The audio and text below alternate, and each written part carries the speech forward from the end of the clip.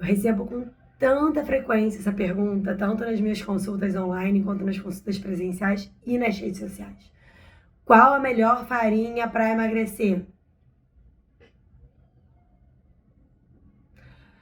Bem, até onde eu sei, farinhas não emagrecem, não existem alimentos emagrecedores, mas eu vou trazer aqui a discussão que existe nas redes sociais, porque vira e mexe aparece. Quais são as 2 melhores farinhas que mais saciam? Enfim, é um dos assuntos mais discutidos e por isso a gente vai falar aqui no canal.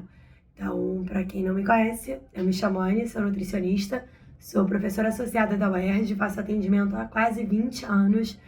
E esse canal aqui é um canal para a gente discutir alimentação, nutrição e saúde, é um canal de nutrição baseado em evidência. Então vamos lá? Vamos entender sobre farinhas que emagrecem.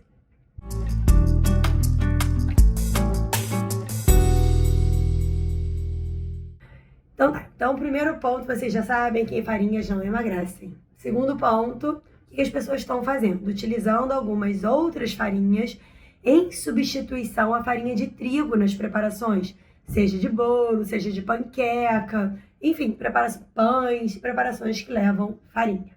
Tá? Isso porque no trigo verificou-se a presença do glúten, e o glúten nos últimos anos se tornou um grande vilão como uma substância inflamatória ou que poderia engordar.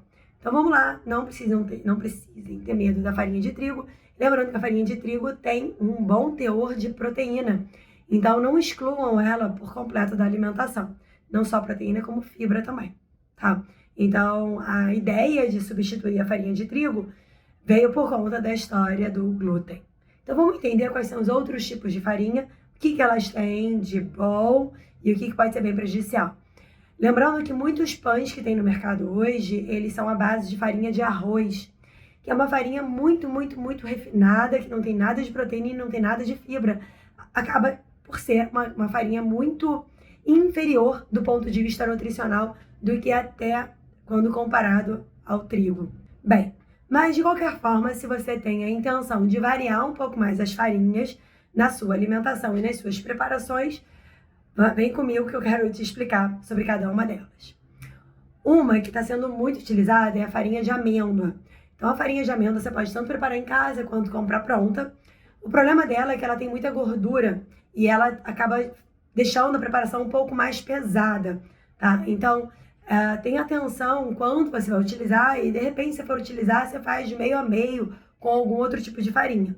Então, ela tem um bom teor de proteína, mas ela pode deixar a preparação não só mais calórica, como uma preparação mais pesada, por exemplo, quando se você fizer um bolo, pesada e cara, né? As amêndoas são caras.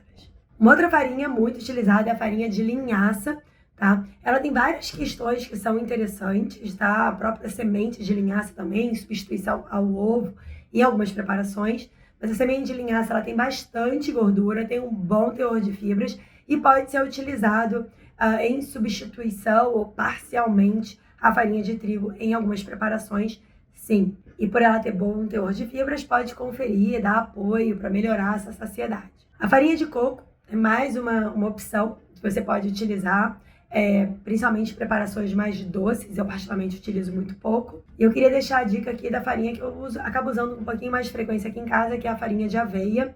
Então ela não tem um super teor de fibras, não, né? O que vai ter é o farelo da aveia, né? Mas a farinha de aveia você pode utilizar também parcialmente em receitas, em bolos, em panquecas, em algumas preparações. Ela tem alguma quantidade de beta-glucana, tá? Mas ela tem um teor inferior de fibras do que o farelo de aveia e aveia em flocos. E por mais que as pessoas falem por aí que ela vai ajudar no controle da glicose do sangue, ela é uma farinha e farinhas são mais refinadas. E a ideia é que a nossa alimentação ela seja a base mais de alimentos in natura, minimamente processados.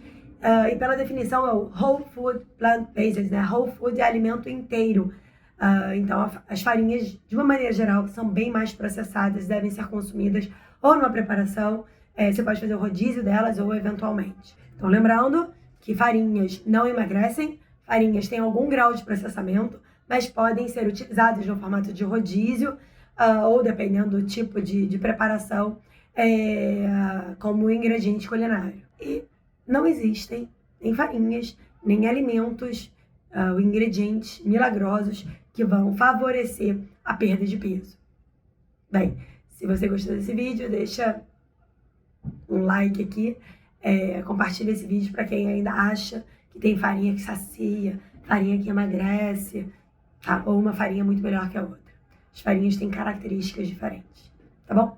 Semana que vem mais um vídeo sobre alimentação, nutrição e saúde aqui no canal.